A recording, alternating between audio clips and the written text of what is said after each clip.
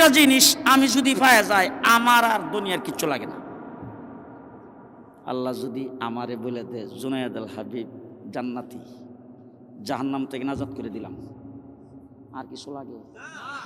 এটা আমরা সবাই চাই না? জাহান্নাম থেকে মুক্তি সবাই চাই কিনা বলে?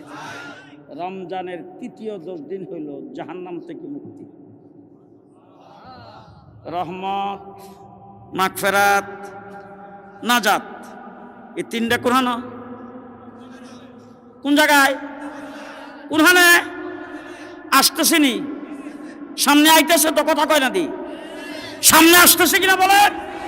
এই জন্য মুহাম্মদুর রাসূলুল্লাহ সাল্লাল্লাহু আলাইহি ওয়াসাল্লাম যার আগে মাপ পিছে মাপ বেগুনা মাসুম বিশ্বনবী আল্লাহ পাকের মাহবুব, যিনি একমাত্র ব্যক্তি হাসরের ময়দানে সুপারিশকারী হবে, যার সুপারিশ ছাড়া বিচার কার্য শুরু হবে না, যিনি জান্নাতের সর্দার হবে, যিনি বনি আদমের সর্দার হবে, তিনি পর্যন্ত আল্লাহ পাকের দরবারে রজবের চাঁদ উঠলেই বলতো আল্লাহুম্মা বারিক লানা ফি রজব ওয়া শাবান ওয়া বাল্লিগনা রমাদান। আল্লাহ তুমি রজব বরকত দাও, শাবানে বরকত দাও, আল্লাহ তুমি আমার হায়াতটা বাড়ায়া রমজান পর্যন্ত পৌঁছায়া দাও। আমরা চাই কিনা রমজান পাইতে? আমরা চাই কিনা রমজান পর্যন্ত আমাদের হায়াত দিতে? আমরা সবাই আশা করি আল্লাহর দরবারে রমজান আমরা পাবো ইনশাআল্লাহ। আল্লাহ যেন আমাদের হায়াতটারে বাড়াইয়া দেয়। আমি যে কথাটা আপনাদেরকে বলতে চাই, মাওলানা খালেদ সাইফুল্লাহ আইয়ুবী এতক্ষণ পর্যন্ত যে তওবার ওয়াজ করলেন, গুনাহ মাফের ওয়াজ করলেন, সেটা হলো রমজান মাস সামনে আইতেছে, আমরা আল্লাহর দরবার থেকে গুনাহ মাফ করায়া রহমত, মাগফিরাত, নাজাত হাসিল করতাম। কেডা কেডা করবো ইনশাল্লাহ? করবো ইনশাল্লাহ। 2 নম্বর, হাত নামান। কোরআন শরীফের ভিতরে আল্লাহ পাক বলছেন যে গাছ আল্লাহর জিকির করে, পিঁপড়া আল্লাহর জিকির করে, পোকামাকড় আল্লাহর জিকির করে, পশু পাখি আল্লাহর জিকির করে, যা আল্লাহ পাক সৃষ্টি করেছেন সব আল্লাহ পাকের তাসবিহ করে।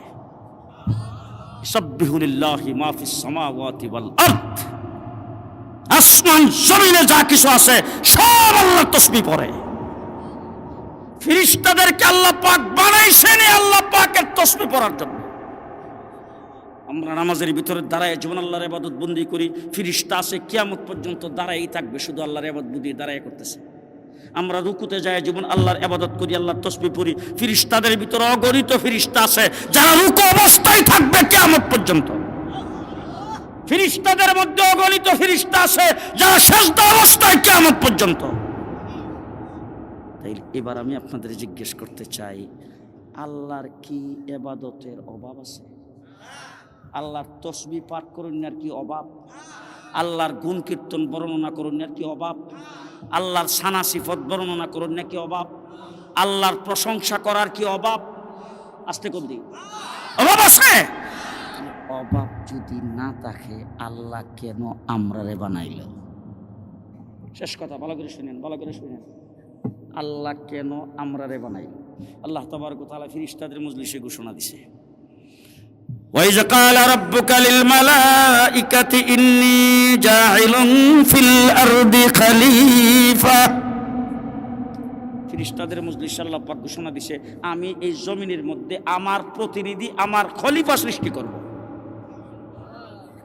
ফেরেশতারা আল্লাহকে বলেন, আল্লাহ আপনি তাদেরকে সৃষ্টি করবেন? قالوا أتجعل فيها من يفسد فيها ويسفك الدماء। আল্লাহ তারা যে সৃষ্টি করবেন তারা তো একজন কাওয়া কাদের হইব, একজন হাসিনা হইব, আরেকজন হইব উবাইদুল কাদের, আরেকজন উবাইদুল মুক্তাদির, আরেকজন হইব স্বামী উসমান। আল্লাহ এদেরকে বানাইবেন আপনি? এরা তো নাফরমানি করবে, এরা মানুষ হত্যা করবে, এরা পিলখানায় 57 জন আর্মি অফিসারকে হত্যা করবে, শাপলা চত্বরে পাখির মতো গুলি করবে আলেম ওলামায়ে কেরামের উপর, এরপরে বলবে আমি কি করলাম, আমার দোষটা কি? আল্লাহ এই জাতিরে আপনি বানাইবেন। ফেরাউনরে দেখলাম আগুন জ্বালায়, ফেরাউনরে দেখলাম মুসা আলাইহিস সালামের বিরুদ্ধে সংগ্রাম করে, আবার দেখলাম নমরুদরে দেখলাম ইব্রাহিম আলাইহিস সালামকে আগুন ফালায়। এই জাতিকে আপনি বানাইবেন। আল্লাহ রাব্বুল আলামিন তারপরে বলেন নাহনু নুসাব্বিহু বিহামদিকা ওয়া নুকাদ্দিসু লাক, আমরাই তো আপনার তাসবিহ তাহলিল পাঠ করি, আমরাই তো আপনার ইবাদত বন্দেগী করি, আমরাই তো আপনার সানা সিফাত বর্ণনা করি, আমরাই তো আপনার জিকির আজকার করি। এই কথা যখন বলছেন আল্লাহ বলছেন ইন্নী আ'লামু মা লা তা'লামুন, আমি যা জানি তোমরা তা জানো না। তার কারণ হলো তোমরা তো ইবাদত বন্দি করো, তাসবিহ তাহলিল পাঠ করো, সানা সিফাত বর্ণনা করো, তোমরা জিকির আজকার করো, তোমরা কি কোনোদিন তওবা করো?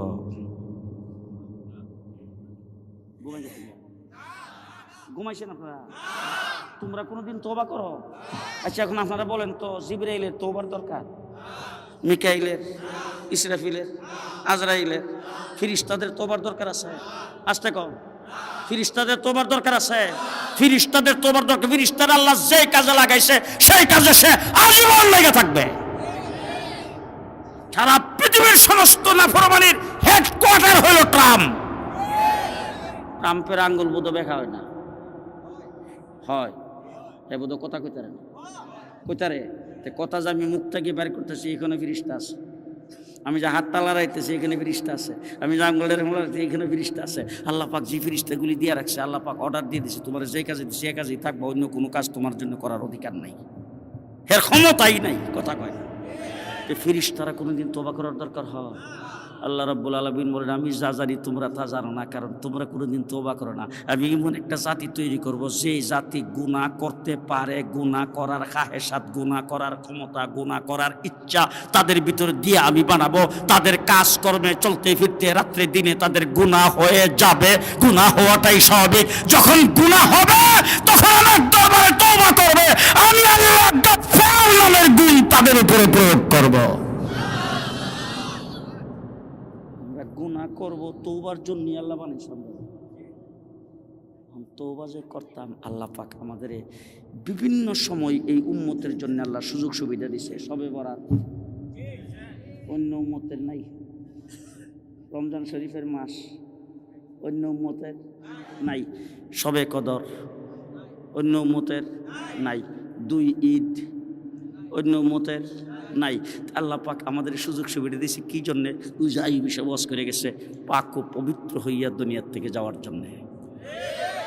সামনে রমজান আইতেছে, আমরা সবাই পাক হয়ে যাইতাম ইনশাল্লাহ। কইছেন 5 জন হবে তো ইনশাল্লাহ, হবে তো ইনশাল্লাহ।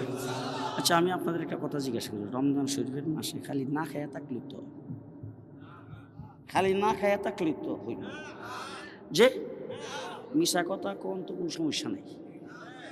কথা বলেন, মাফে কম দিলে তো কোনো সমস্যা নেই, মাইপা বেশি আনলে তো কোনো সমস্যা নেই, দুকাবাজি করলে তো কোনো সমস্যা নেই, মানুষের লোক ঝগড়া ফসাদ করলে যে, তাইলে জবানকে কন্ট্রোল করতে হবে।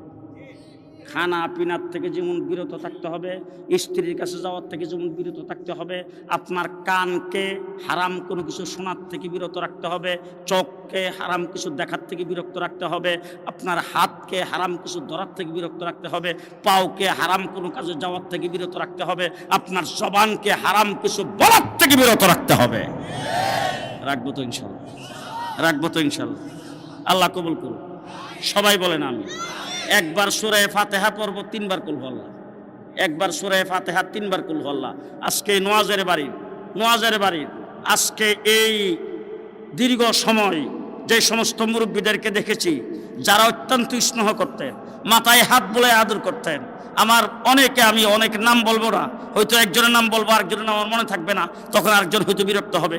এই জন্য এখানকার আমি একজন করে নাম বলতে পারি। যে সমস্ত মুরব্বীরা আজকে দুনিয়াতে নাই, তারা বাজারে বন্দরে, যখন মাদ্রাসায় পড়তাম, যখন বাড়িতে আসতাম, যখন হাঁটাচলা করতাম, তারা কিভাবে মনশির ভূত কইয়া যেইভাবে তারা আমাকে করতেন, কেউ হয়তো ভাতিজা ডাকতেন, কেউ হয়তো ডাকতেন ভাই, এরকম বইলা যারা স্নেহ করতেন, আজকে তারা দুনিয়াতে নাই। আজকে তাদের সন্তানেরা এই মাহফিলের ইন্তজাম করেছেন, তারা কবরে থাইকা চায় আসেন মাহফিলের দিকে। এই জন্য আপনারা তাদের সওয়াবের সানির উদ্দেশ্যে